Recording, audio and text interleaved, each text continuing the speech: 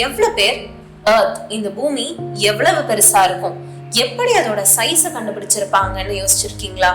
உங்களுக்காக தான் இன்னைக்கு இந்த வீடியோ.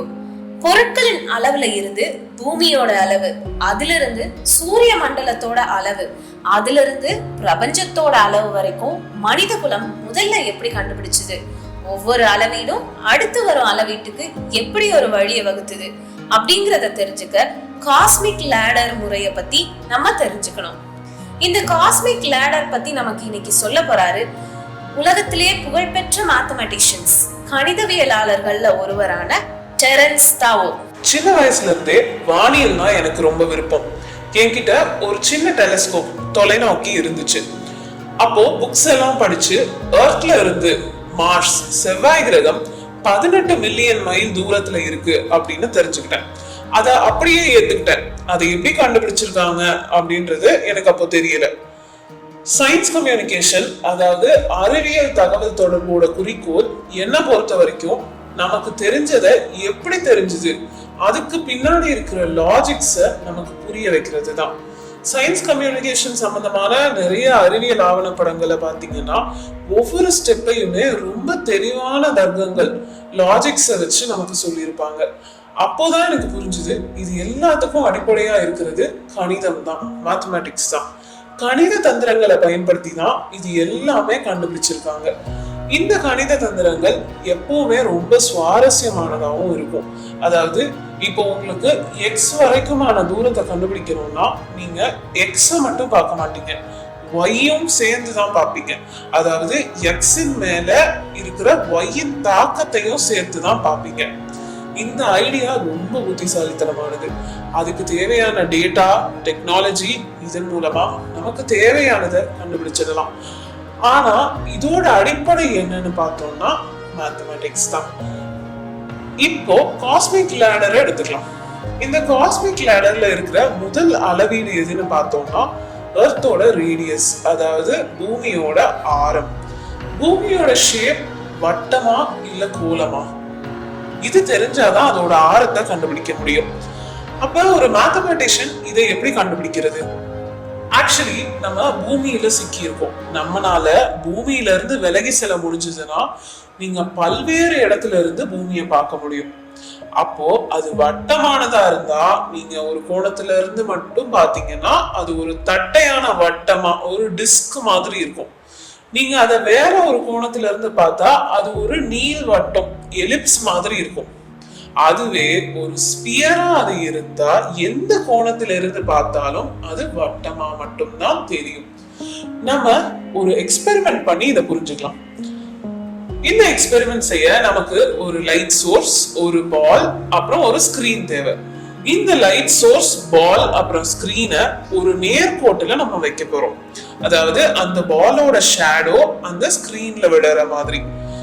இப்ப பாலோட ஷேடோ என்ன ஷேப்ல இருக்கு? சர்க்கிள். எஸ், இந்த பாலோட எந்த சைட்ல இருந்து லைட் சோர்ஸ் வச்சு பார்த்தாலும் அதோட ஷேடோ ஒரு சர்க்கிளா தான் இருக்கு. இப்போ கொடுத்திருக்கிற ஒரு வடிவத்தோட ஒவ்வொரு நிழலும் வட்டமா இருந்துச்சுன்னா அந்த வடிவம் ஒரு கோலமா இல்லாம வேற என்னவா இருக்க முடியும்? இந்த ஜியோமெட்ரிக்கல் ஆர்குமெண்ட், அதாவது வடிவியல் வாதத்தை இந்த எக்ஸ்பெரிமெண்ட் மூலமா நிரூபிக்க முடியுது. இந்த எக்ஸ்பெரிமெண்ட்க்கும் எர்த்தோட ஷேப்புக்கும் என்ன சம்பந்தம்னு கேக்குறீங்களா? கரெக்ட் தான். பூமி ஒரு ஸ்பியரா இருக்கு, அதாவது ஒரு கோலமா தான் இருக்கு அப்படின்னு கண்டுபிடிச்சிருக்காங்க. அதை ஈஸியா புரிஞ்சுக்கதான் இந்த எக்ஸ்பெரிமெண்ட். ஓகே, காஸ்மிக் லேடருக்கு வருவோம். காஸ்மிக் லேடரோட கருப்பொருள் என்னன்னு நீங்க பாத்தீங்கன்னா, நீங்க ஏதாவது ஒரு பொருளை அளவிட விரும்பினா இந்த இடத்துல அது பூமியா இருக்கு, அதுக்கு சிறிது தூரத்துல இருக்கிற ஒரு பொருளை நீங்க குறிப்பு பொருளா பயன்படுத்தணும், அதாவது Y மாதிரி. இதெல்லாம் யாரு ஃபர்ஸ்ட் கண்டுபிடிச்சா அப்படின்னு பாத்தீங்கன்னா அரிஸ்டாட்டில். நீங்க கேள்விப்பட்டிருப்பீங்க. அரிஸ்டாட்டிலுக்கு சந்திர கிரகணங்களை பற்றி, அதாவது லூனார் எக்லிப்ஸ் பத்தி தெரிஞ்சதுனால பூமியின் வடிவத்தை கண்டுபிடிக்க சந்திரனை, மூணை பயன்படுத்தினாரு. லூனார் எக்லிப்ஸ்னா என்னன்னு கேக்குறீங்களா? இதோ சொல்றேன். எர்த்தோட ஷேடோ வழியா மூன் பாஸ் ஆகி போறதுதான் லூனார் எக்லிப்ஸ். நம்ம பண்ண எக்ஸ்பெரிமெண்ட்ல இருக்கிற லைட் சோர்ஸ் தான் சன், பால் தான் எர்த்னு எடுத்துக்கிட்டா அந்த ஷேடோ விழுற ஸ்கிரீன் தான் மூன்னு நம்ம வச்சுக்கலாம். அப்ப எர்த்தோட ஷேடோ மூன் மேல விழுறப்போ என்ன ஷேப்ல இருக்கு அப்படிங்கிறது நமக்கு எர்த்தோட ஷேப்பை கண்டுபிடிக்க ஹெல்ப் பண்ணும். அரிஸ்டாட்டில் மூன் மேல விழுந்த ஷேடோவை வச்சுதான் எர்த்தோட ஷேப்பை கண்டுபிடிச்சாரு. இதை இன்னும் பெட்டரா நம்ம புரிஞ்சுக்கிறதுக்காக இப்போ ஒரு போட்டோ காமிக்கிறோம். ரீசெண்டா யாரோ ஒருத்தர் லூனார் எக்லிப்ஸ் அப்போ மூன் மேல விழுற பல ஷேடோஸ் தெரியற மாதிரி போட்டோஸ தொகுத்திருக்காரு. இதோட ஷேடோஸோட ஷேப் பாத்தீங்கன்னா வட்டமானது, சர்க்கிள் தான் அப்படின்னு ப்ரூவ் பண்ணலாம். அது மூலமா பூமி ஒரு கோளம், ஒரு ஸ்பியர் தான்னு நம்ம ப்ரூவ் பண்ணலாம். இது எல்லாமே எதை வச்சுன்னு பாத்தீங்கன்னா மூணு ஒரு குறிப்பு பொருளா வச்சுதான். பாருங்க, ஒரு ஜியோமெட்ரிக்கல் ஆர்குமெண்ட், அதாவது வடிவியல் வாதம் தான் எர்த்தோட ஷேப்பை கண்டுபிடிக்கவே ஹெல்ப் பண்ணியிருக்கு. அடுத்து பூமி எவ்வளவு பெருசு, அதை எப்படி கண்டுபிடிச்சாங்கன்னு பார்ப்போம். அதை வச்சுதான் பூமியோட ஆரத்தை, ரேடியஸை கண்டுபிடிக்க முடியும். எரட்டோஸ்தெனஸ் அப்படிங்கிறவரு தான் இதை கண்டுபிடிச்சாரு. எஜிப்ட்ல இருக்கிற சைன் நகரத்துல இருக்க ஒரு கிணத்தை பத்தி அவர் படிச்சிருந்தாரு. அந்த கிணத்துல வருஷத்துல ஒரு நாள் கோடை சங்கராந்தி, சம்மர் சொல்ஸ்டிஸ் நடக்கிற நாள்ல அந்த கிணத்துல எட்டி பார்த்தா சன் அந்த கிணத்து தண்ணியில பாக்குறவங்களோட தலைக்கு மேல கரெக்டா ரிஃப்ளெக்ட் ஆகும் அப்படின்னு படிச்சிருந்தாரு. சரி, சோலார் சொலிஸ்டிஸ்னா என்ன அப்படின்னு பார்ப்போம். எல்லா ஸ்பியருக்குமே ஒரு சென்ட்ரல் ஆக்சிஸ் இருக்கும் இல்லையா? அதே மாதிரி எர்த்துக்கு ஒரு இமேஜினரி சென்ட்ரல் ஆக்சிஸ் இருக்கும். அந்த ஆக்சிஸ் எப்பயுமே ஸ்ட்ரெயிட்டா இருக்காது. 23.5 டிகிரி டில்ட் ஆகி இருக்கும். அப்படி டில்ட் ஆகி இருக்கிற ஆக்சிஸ் இந்த சொலிஸ்டிஸ் அன்னைக்கு சன்னை டைரக்டா ஃபேஸ் பண்ணி இருக்கும். சைன் நகரம் அந்த சைட்ல கரெக்டா இருக்கிறதுனாலதான் இந்த கிணத்துல தலைக்கு மேல சூரியன் தெரிகிற நிகழ்வு நடக்குது. எரட்டோஸ்தெனஸ் இதை செக் பண்ணணும்னு நினைச்சாரு. பட் அவரோட ஊரான அலெக்சாண்ட்ரியால செக் பண்ணாரு. சோலார் சொலிஸ்டிஸ் அன்னைக்கு அவங்க ஊர்ல ஒரு கிணத்துல மதியம் போய் பார்த்தாரு. அப்போ சன்னோட ரிஃப்ளெக்ஷன் அதுல சரியா தெரியல. வேற யாராச்சா இருந்தா இது பொய்க்காதன்னு விட்டுருப்பாங்க. பட் எரட்டோஸ்தெனஸ் அரிஸ்டாட்டில் எர்த் ஒரு ஸ்பியர்னு கண்டுபிடிச்சது பத்தி படிச்சிருக்கிறாரு. சோ சொல்ஸ்டிஸ் அன்னைக்கு எர்த்தோட ஆக்சிஸ் சன்னை டைரக்டா ஃபேஸ் பண்ணி இருக்கும் 24 ஹவர்ஸ்க்கு. அப்போ டிராபிக் ஆஃப் கேன்சர்ல இருக்கிற எல்லா இடங்கள்லயும் சன் அதோட ஹையஸ்ட் பாயிண்ட்ல இருக்கும்னு படிச்சிருக்காரு. சைன் டிராபிக் ஆஃப் கேன்சர்ல தான் இருக்குன்னு படிச்சிருக்காரு. அதாவது எர்த் சென்டர்ல இருந்து சர்ஃபேஸ்க்கு ஒரு லைன் வரைஞ்சா அதுவும் சன் ரேஸும் ஒரே லைன்ல இருக்கும். அலெக்சாண்ட்ரியா சைனுக்கு கொஞ்சம் நார்த்ல இருக்கு. சோ அதோட லொகேஷன் பார்த்தா சன்னுக்கு பாயிண்டடா இல்ல. எரட்டோஸ்தெனஸ் நோமோன் அப்படின்னு ஒரு ஏன்ஷியன்ட் ப்ரொட்ராக்டர், அதாவது நம்ம இன்னைக்கு கிளினோமீட்டர் செஞ்சோம் இல்லையா, அது மாதிரியான ஒரு டிவைஸ் வச்சு இதை செக் பண்ணாரு. அதுல பாக்குறப்போ அலெக்சாண்ட்ரியால சன் ஒரு 7 டிகிரிஸ் தள்ளி இருந்துச்சு. ஆனா சைன்ல சன் கரெக்டா தலைக்கு மேல இருந்திருக்கும். சோ அப்பதான் அவருக்கு புரிஞ்சுது இந்த லொகேஷன், அதாவது சைனும் அலெக்சாண்ட்ரியாவும் இருக்கிற லொகேஷன் மாற்றத்தின் அடிப்படையில ஏதோ ஒரு நிகழ்வு இங்க பெருசா நடக்குது அப்படின்னு. சன் ரேஸுக்கும் அலெக்சாண்ட்ரியா லொகேஷன் வழியா எர்த் சென்டருக்கும் ஒரு லைன் வரைஞ்சா, இந்த வீடியோல இருக்க பிங்க் லைன் பாருங்க, 7 டிகிரிஸ் வருதுன்னா அலெக்சாண்ட்ரியா மற்றும் சைனுக்கு நடுவுல இருக்கிற எர்த்தோட ஆர்க் லென்த் 7 டிகிரி இருக்கும். ஜியோமெட்ரி இங்க நமக்கு ஹெல்ப் பண்ணுது. இந்த ஆர்க் லென்த் வச்சு எர்த்தோட ரேடியஸை எப்படி கண்டுபிடிக்க முடியும் நாங்க பார்க்கலாம். இந்த 7 டிகிரிஸ்க்கும் எர்த்தோட ஃபுல் 360 டிகிரிஸ்க்கும் இருக்கிற ரேஷியோ தான் இந்த ரெண்டு டவுனுக்கும் நடுவுல இருக்கிற டிஸ்டன்ஸுக்கும் எர்த்தோட ஃபுல் சர்க்கம்ஃபரன்ஸுக்கும் இருக்கிற ரேஷியோ அப்படின்னு எரட்டோஸ்தெனஸ் கண்டுபிடிச்சாரு. அப்ப எர்த்தோட 2D செக்ஷன் எடுத்து நம்ம பார்த்தோம்னா அது ஒரு சர்க்கிளா இருக்கும். நமக்கு இப்போ ஒரு ஆர்க் லென்த் தெரியும். அந்த ஆர்க் லென்த் மட்டும் வச்சு நம்மளால ரேடியஸ் கண்டுபிடிச்சிட முடியாது.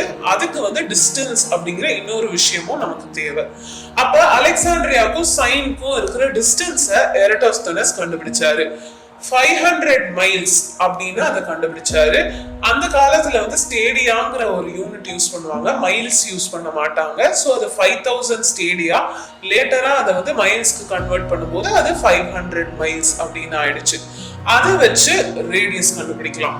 இப்போ சென்டர் ஆங்கிள் ஒரு சர்க்கிளோடது 2π இருக்கிறப்ப சென்டர்ல இருந்து 6ங்கிற டிஸ்டன்ஸ்ல இருக்கிற சர்ஃபேஸோட டோட்டல் லென்த் 2π into r னா அந்த சர்க்கிளோட ரேடியஸ் தீட்டாவா இருக்கிறப்ப total length theta into r தான் இருக்கும். அதாவது எஸ் டோட்டல் சர்ஃபேஸ் லென்த் எவ்வளோ அப்படின்னு பார்த்தோம்னா தீட்டா into r.